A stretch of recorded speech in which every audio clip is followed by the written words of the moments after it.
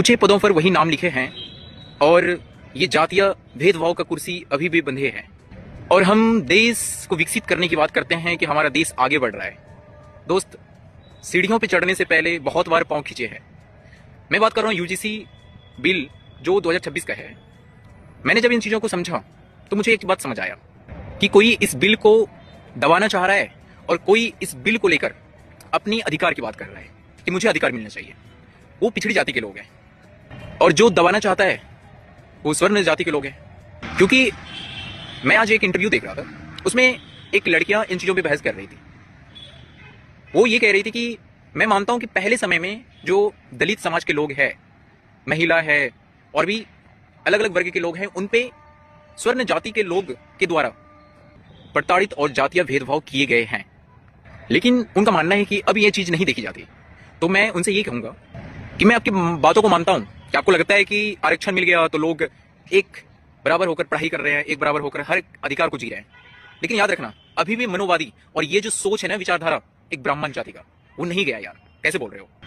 और यदि इसका कोई उदाहरण मांगते हो तो मैं उसका जीता जागता उदाहरण हूं। एज ए शिक्षक मैं एक घर पे बच्चों को पढ़ाने जाता था और उन्होंने मुझे रोका। क्यों रोका? बस इसलिए कि मैं छोटी जाति से था। लेकिन पता नहीं उनको जात पता नहीं था मेरा, लेकिन ऐसा रोका। बहुत लोगों को ऐसा भी लगता है कि मैं पर्सनल चीज़ों को यूज ना करने दूं, तो मुझे पर्सनल चीज़ों को लेकर बोलते। लेकिन उन्होंने ये कहा कि ये ब्राह्मण का घर है सर, आप जो भी यहाँ पे वॉशरूम यूज करते हो आप बाहर जाकर यूज किया करें, बाहर में पहले से करके आया करें। आप खुद सोचो ना कि कैसे कहते हो कि हर एक विचारधारा बदल चुका है।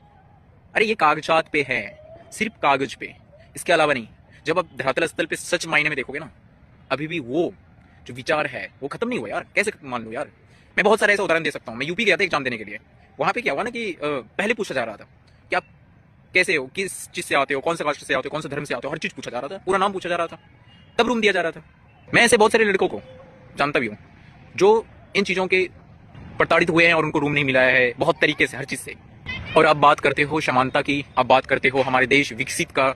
हाँ होगा ना यार, ऐसा विकसित होगा ना, सोचोगे। विकसित तो एक ही लोग कर रखे हैं ना, पूरा समाज, हर कुछ एक ही वर्ग के लोग संभाल रखे हैं। इधर तो कुछ किसी का दायित्व है ही नहीं, किसी का कोई रिस्पॉन्सिबिलिटी, किसी का कोई कंट्रीब्यूशन है ही नहीं यार। क्योंकि मेरे भी दोस्त बहुत सारे जनरल कैटेगरी से आते हैं। मैं कोई कैटेगरी वाइज फोकस नहीं कर रहा हूँ। यह आर्गुमेंट जो मैं दे रहा हूँ ये सिर्फ विचार की लड़ाई है। मैं ये नहीं कह रहा हूँ कि कोई कैटेगरी खराब है या ऐसा कुछ। विचार कब बदलेगा, आपका सोच कब बदलेगा?